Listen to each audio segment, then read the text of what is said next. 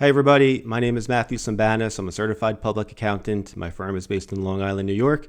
And in today's video, we are going to discuss when I believe the Federal Reserve will cut interest rates. I'm going to give you the bottom line and jump straight into it. And then I'm also going to do an in-depth, detailed analysis as to why I believe what I believe. And I'm going to point out a few other important things as well. By the way, if you like economics, finance, making money, the stock market, interest rates, inflation, all that other fun stuff that we talk about on this channel, please be sure to like, comment, and most importantly, subscribe.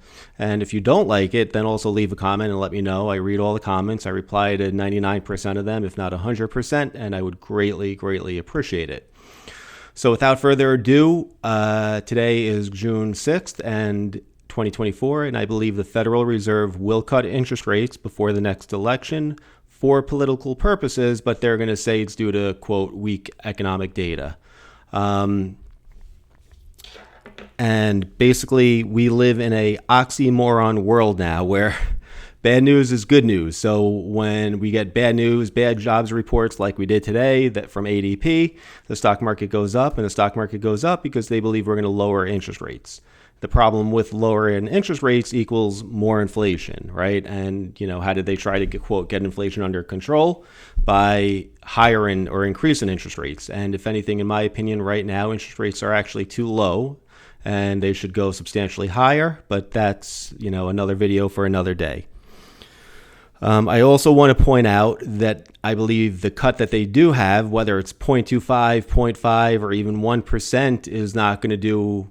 It'll do a lot. It'll do a lot of damage, but it's not going to be the 2-3% that everybody is used to, or 0% like we had close for 20 years, plus quantitative easing, which allowed everybody to get their interest rates. Like I have my home interest rate at 2.5%. And I know a lot of other financial people that have low interest rates as well, and they actually prefer not to pay their house off early or just pay it off in its entirety. I always pay more than my minimum monthly mortgage, but that's also just as a side note. So anyway, as I mentioned before, ADP payrolls unexpectedly tumble to the lowest since January, and that's good news because that means the likelihood of interest rates going down, right?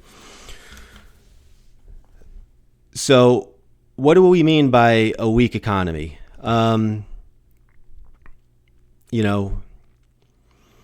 So unfortunately, the high rates that we have now aren't doing enough to get rid of inflation. And we're definitely not going to get those low rates again of 2 to 3% that generated all this inflation, as well as I just mentioned.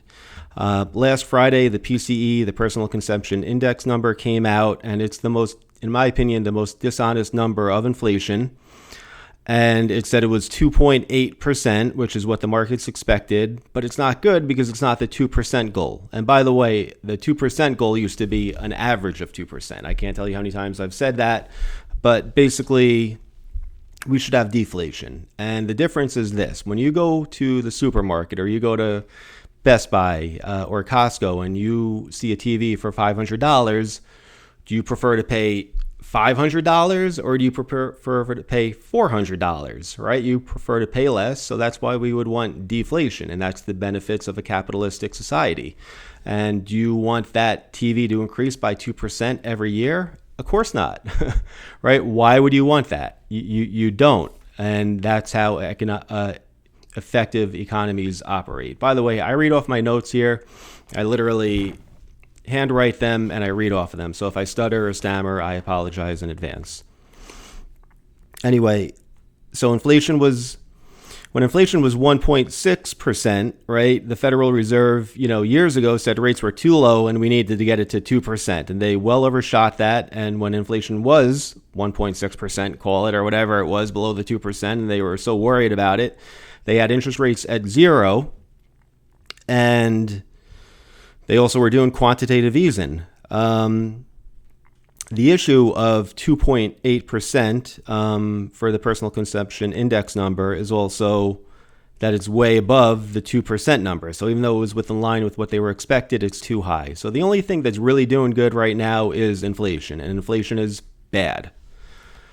And the Federal Reserve should be hiking rates. Moving along, the Chicago PMI in April was 37.9. In May, they were expecting 40.8. And instead, we got 35.4. That's absolutely terrible. And the last time it was this low was in May of 2020, which is when we had COVID, right? So if the PMI is this low, then that means obviously we have a low, weak economy, right? And, nobody focuses on this stuff anymore. They just focus on the stock market. They focus on NVIDIA and other things of that nature that, at the end of the day, Microsoft buys whatever chips from NVIDIA, they sell to the end consumer. Dell does, whoever buys from NVIDIA. But at the end of the day, it's the consumer who ultimately, in our consumer-based economic society, who sustains the prices of everything. And if the consumer is broke, which they are, credit card debt's at an all-time high, mortgage rates are at an all-time high, student loans are at an all-time high, debt is at an all-time high, credit cards, the list goes on and on.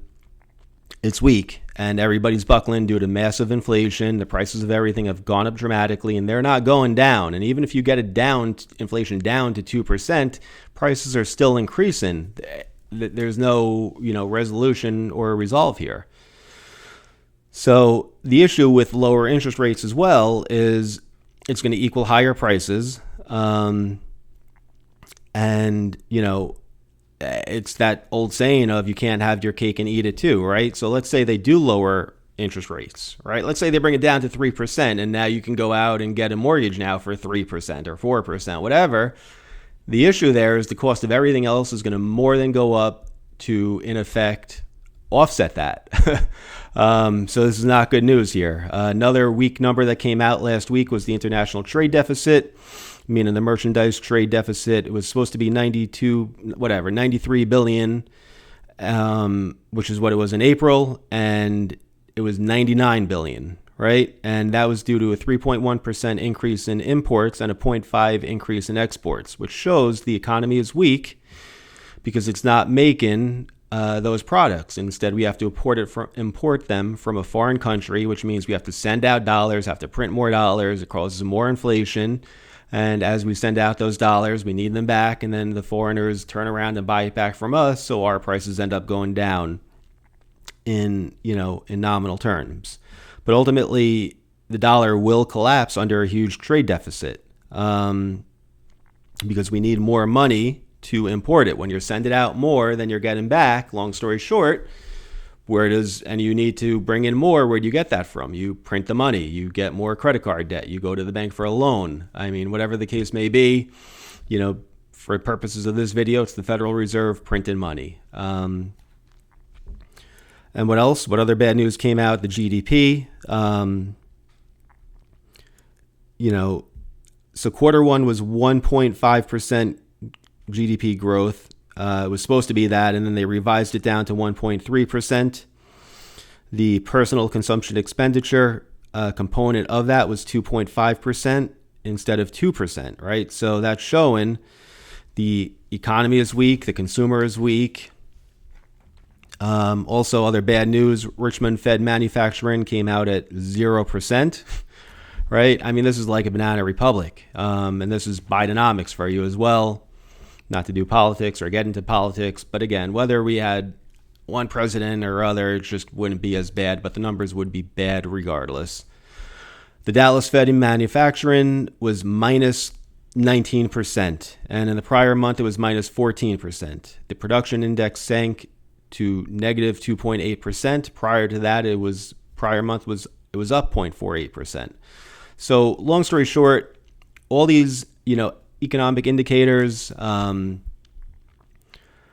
show we're in rough shape, and the only thing that is actually strong is inflation, right? So this will give the Federal Reserve a foundation of lies to say, hey, we can lower rates now. We've done our job. Or they're going to say, hey, they might also, another way they might mask it is say, hey, it's not going to be due to